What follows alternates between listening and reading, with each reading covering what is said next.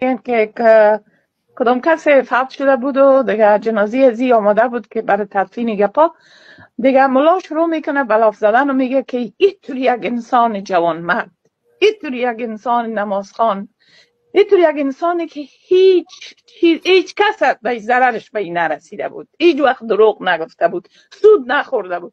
یک دفعه خانمش اینجا شیشته روی خستون بچه خود میکنه، میگه بچیم همون تابوت یک دفعه بیبی که با بیت تبدیل نکرده باشن.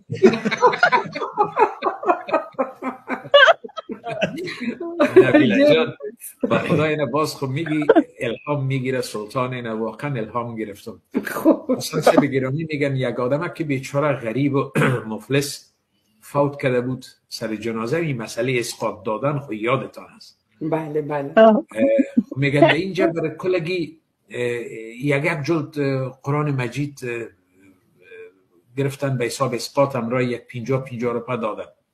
این اسقاط خورا که دیدن که حیران ماندن که یک قدر اسقاط کم، او طرف دیدن که موترهای بنز و لنکروزر رو یا استاده است، یک کس دیگه فوت کرده. خب یا دویده که رفتن دیگه، می وقت اسقاط دادن دیگه، می مرددار که خدا از خانه همه ما و شما دور داشته باشه، یه آدم دیگه هم تو 500 روپیه برای کلگی اسقاط میده. یک دفعه این اسقاط خورا یکی استاده شد، صدا کرد گفت